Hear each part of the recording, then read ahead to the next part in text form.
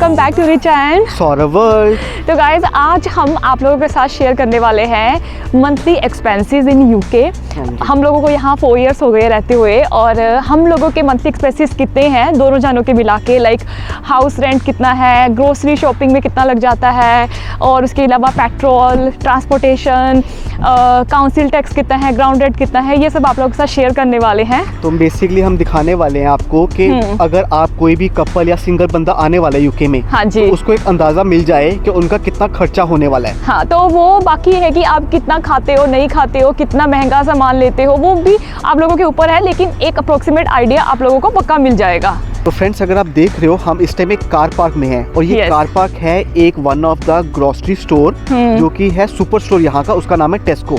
तो हम उसके सुपर स्टोर में आए हुए हैं और यहाँ पे स्टार्ट करते हैं सबसे पहले ग्रोसरी में हमारा वीकली कितना खर्चा होता है। आप देख रहे हो कि हम जस्ट अभी ग्रोसरी खरीद के बाहर आए हैं और ये देखिए ये पूरा सामान है हम दोनों का, मेरा और सौरभ का, जो हमने खरीदा है पूरे वीक के लिए। बट इसके अलावा भी मेक श्योर कि ग्रोसरी एक ऐसी चीज़ है, खाने पीने की चीज़ें ऐसी है कि कभी कभी हमें वीक में भी जाना पड़ता है लेने के लिए।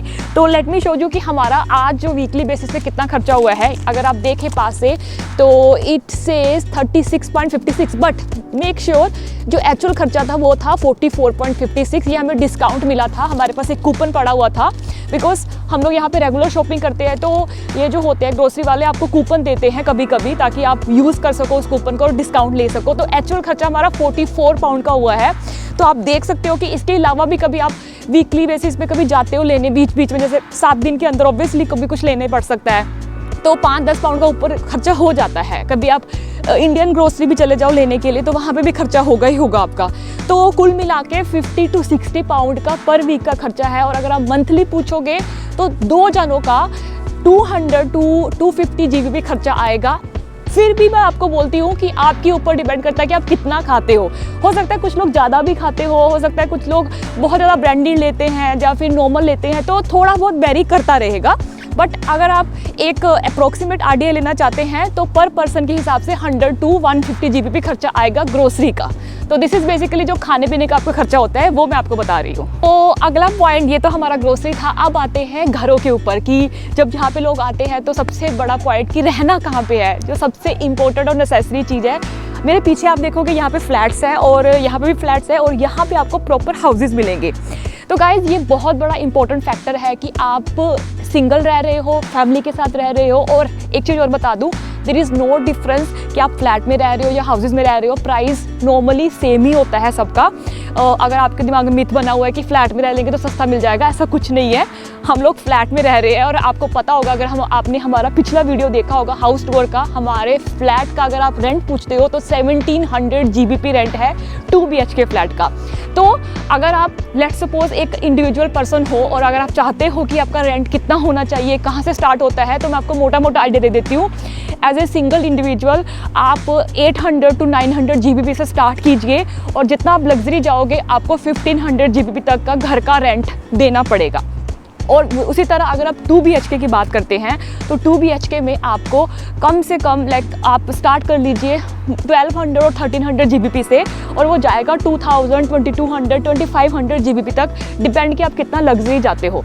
तो वैसे अगर आप 3 BHK पे जा रहे हो, 4 BHK पे जा रहे हो, तो आपके ऊपर डिपेंड करता है। तो ये मैंने आपको एक अप्रोक्सीमेट आइडिया दिया है। जैसे स्टूडेंट्स आते हैं यहाँ पे, मैं स्टूडेंट्स की बात करती हूँ, तो उनका जो एकोमोडेशन रहता है बेसिकली, वो लोग नया नया आते हैं और उनको रहता है कि वो लोग कोशिश करते हैं कि शेयरिंग में जाए।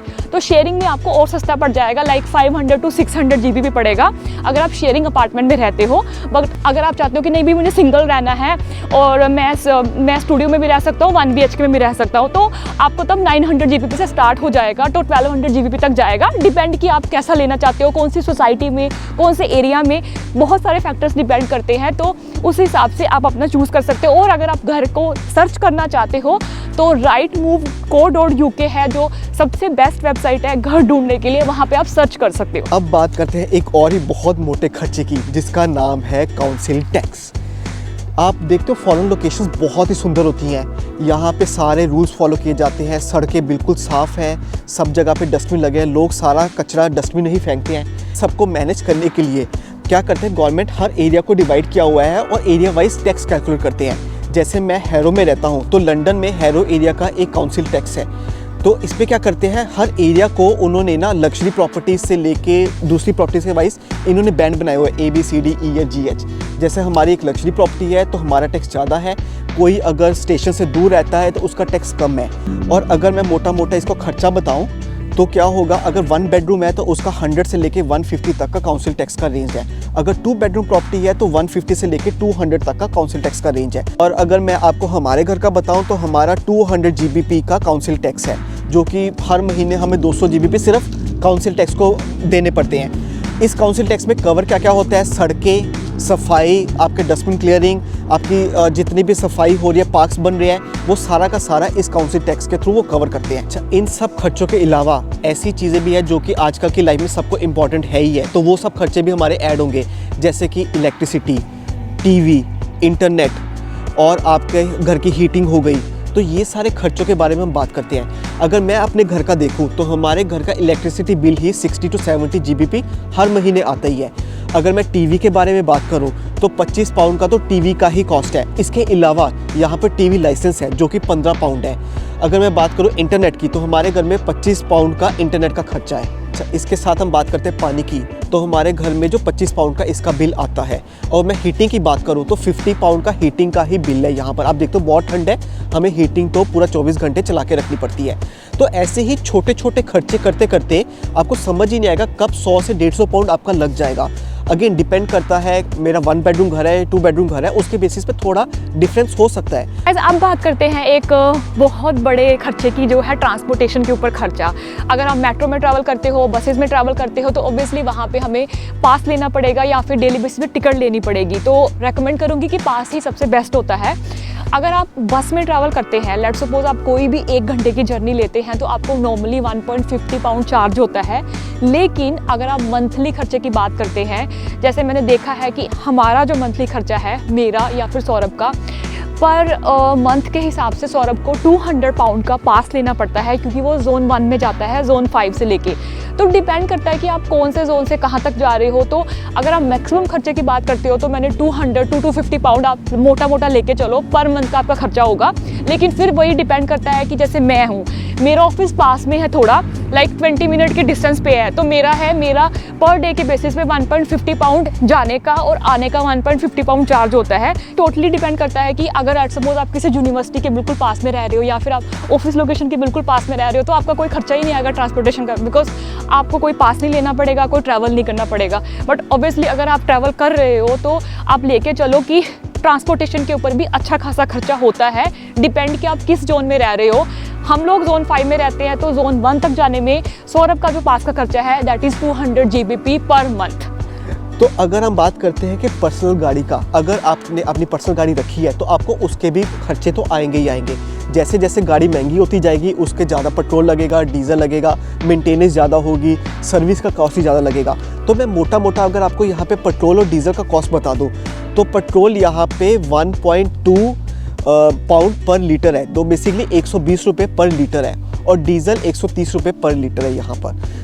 तो अगर मैं अपने बारे में बात करूं तो ये मेरे पास जो जैगुआर XE है, तो इसका मेरे को रखने में मोटा मोटा 250 पाउंड का खर्चा है। कैसे? 100 पाउंड तो इसका इंश्योरेंस का लग जाता है, 100 पाउंड इसकी पार्किंग का लग जाता है, 40 से 50 पाउंड इसका पेट्रोल का लग जाता है। तो अगर ये सब मैं कैलकुलेट करूं तो 250 पाउंड तो हर महीने का लग गया, और अगर पूरे साल में एक सर्विस भी ऐड कर दूंगा तो 250-270 पाउंड के अंदर मेरा महीने का खर्चा बैठता है इस गाड़ी का। गाइस, आप लोगों ने देखा, हम लोगों ने आप लोगों को अपना पर्सनल एक्सपेंसेस के ऊपर आइडिया दिया है। तो ये टोटली डिपेंड करता है एक इंडिविजुअल के ऊपर कि उसकी इनकम कितनी है और उस हिसाब से उसके एक्सपेंसेस कितने हैं। ज़्यादा होगा तो ज़्यादा एक्सपेंसेस होंगे, इनकम कम होगा थोड़ा तो लोग उसमें भी मैनेज करते हैं। तो हमारी इस वीडियो का मोटिव ये था कि बहुत सारे लोगों ने पूछा था कि यूके में रहने के लिविंग एक्सपेंसेस कितने हैं। ऑफकोर्स ज़्यादा है गाइस, लेकिन आप अपने हिसाब से मैनेज कर सकते हो, कोई बड़ी बात नहीं है। आपके सैलरी वाइज आप इसको मैनेज भी कर सकते हो, बहुत इजीली कर सकते हो। हाँ, तो अभी गाइस अगर आपको लगता है कि हम लोगों ने कुछ कवर नहीं किया in case of living expenses, तो आप प्लीज़ हमें कमेंट कर दीजिए और हम उसके हिसाब से भी आपको बता देंगे कि वो एक्सपेंसेस कैसे मैनेज करने हैं और वो कितने हैं यहाँ पर। हाँ जी, तो अभी हम इस वीडियो को यहीं पे ही ख़त्म करते हैं, और आई होप हम लोगों ने सारी चीज़ें कवर कर दी होंगी इस वीडियो में। हाँ। और अब हम लोग जा रहे हैं घर, क्योंकि हमारी ग्रोसरी अभी तक इधर ही पड़ी है।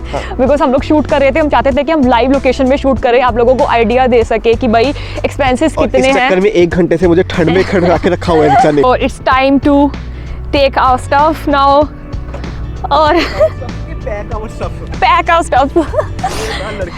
तो ये लड़की पागल है पागल है पागल। कुली काम करो, कुली बोल रहा है, कुली काम करो, सारा तू ही उठाएगी। ये मैं काम करो कुली। स्ट्राइक पे हूँ, कुली बोला क्या मुझे? तो स्ट्राइक पे तो क्या वो कुली नंबर 1 मूवी नहीं है? देखो वो कुली नंबर 1 है भाई, उसको पैसे मिले कुली बनने के। पैसे मिले तो तुमको खाना नहीं मिलता, बना के देती हूँ ना मैं। खाने का केस मुझे ये सब करना पड़ेगा। तो क्या भाई देखो ना, एक बंदा खाना लेके आए, मैनेज करे, एक बंदा बनाए, तो मिल बांट के काम करना चाहिए ना। हाँ, अब तो बोलोगे ही ना, मिल फाड़ के काम करना चाहिए। नहीं यार, ऐसा नहीं है यार, रिचा भी बहुत हेल्प करती है और सही बात है, बाहर आके आपको मिल बांट के काम करना ही पड़ता है। तो bye bye guys, take care and see you.